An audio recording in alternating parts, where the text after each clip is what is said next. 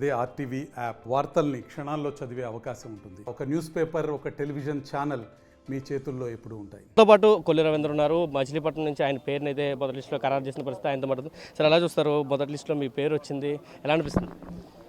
చంద్రబాబు నాయుడు గారు దాదాపు 175 నియోజకవర్గాల్లో జనసేనకి 24 సీట్లు పోగా మిగతా సీట్లన్నీ కూడా అలాగే జనసేనకి ఇచ్చేదాన్ని కూడా అనేక సార్లు ఆయన సర్వేలు చేయించడం, అనేక మంది అభిప్రాయాలు తీసుకోవడం, అలాగే అన్ని సామాజిక వర్గాలను కూడా బ్యాలెన్స్ చేయాలని చాలా వరకు ప్రయత్నం చేయటం.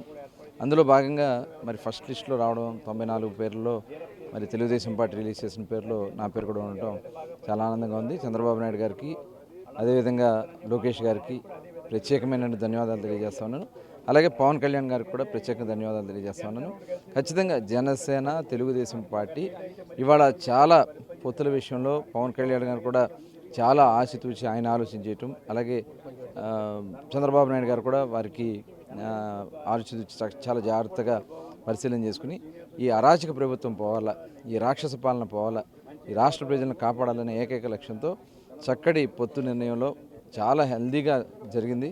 దాన్ని మనస్ఫూర్తిగా అభినందన తెలియజేస్తున్నాం. ఆంధ్ర రాష్ట్ర ప్రజల తరపున చంద్రబాబు నాయుడు గారికి పవన్ కళ్యాణ్ గారికి కూడా ప్రత్యేక ధన్యవాదాలు తెలియజేస్తాం. అంటే చివరి నిమిషం వరకు నామినేషన్ చివరి నిమిషం వరకు టీడీపీ లిస్టులు ప్రకటించదని ఒక అపోహ ఇప్పటి వరకు ఉంది. కానీ దానికి పటాబంచులు చేస్తూ 50 రోజుల ముందే లిస్టులు ప్రకటించడం ఇదేమైనా ఉపయోగపడుతుందా? ఎన్నికల్లో బాగా టీడీపీకి లబ్ధి చేకూర్చే అంశంగానే మీరు భావిస్తున్నారు?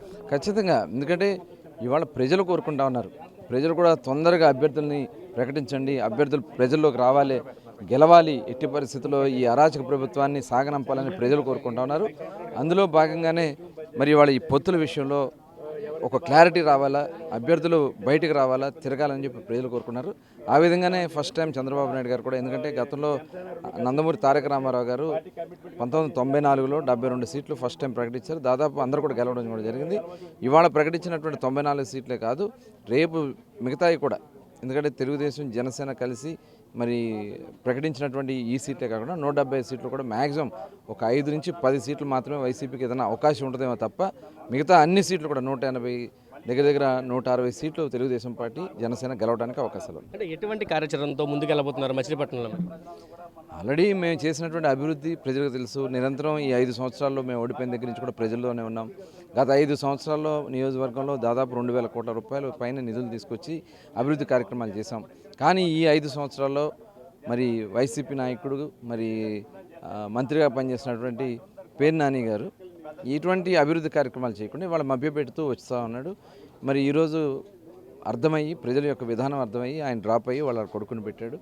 వీళ్ళు ఎన్ని చెప్పినా వాళ్ళ ప్రజలు నమ్మే పరిస్థితిలో లేరు. ఖచ్చితంగా తెలుగుదేశం పార్టీ మచిలీపట్నంలో జనసేన తెలుగుదేశం పార్టీలు జెండా ఎగరవేయబోతాం. అంటే చాలామంది సీనియర్లు మొదటి లిస్టులో తమ పేర్లు ఉంటాయనుకున్నారు, కానీ చాలామందికి పేర్లు అయితే మొదటి లిస్టులు లేవు.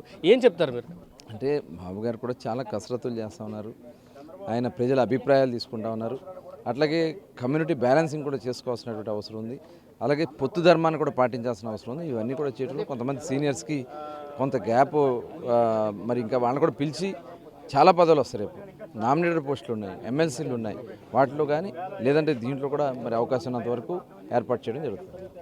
ఇది చెప్తున్నారు. ఖచ్చితంగా సామాజిక సమీకరణ నేపథ్యంలో మచిలీపట్నంలో విజయం ఖచ్చితంగా టీడీపీకి వస్తుందని చెప్తున్నారు. వైసీపీ మీద వ్యతిరేకత కూడా పనికొస్తుందంటూ కూడా కొల్లి రవీంద్ర చెప్తున్న పరిస్థితి. ఖచ్చితంగా టీడీపీ 50 రోజుల ముందు ప్రకటించడం వల్ల ప్రజల మీద ప్రభావితం కూడా చూపిస్తుందంటూ ఆయన చెప్తున్న పరిస్థితి అయితే ఉంది. కెమెరా పర్సన్ నానితో కలిసి సురేంద్ర, ఆర్టీవీ విజయవాడ నుంచి. మరిన్ని వీడియోస్ కోసం ఛానల్ ని సబ్స్క్రైబ్ చేయండి, లేటెస్ట్ అప్డేట్స్ కోసం వాట్సాప్ ఛానల్ ని ఫాలో చేయండి అండ్ లింక్ డిస్క్రిప్షన్ లో ఉంది.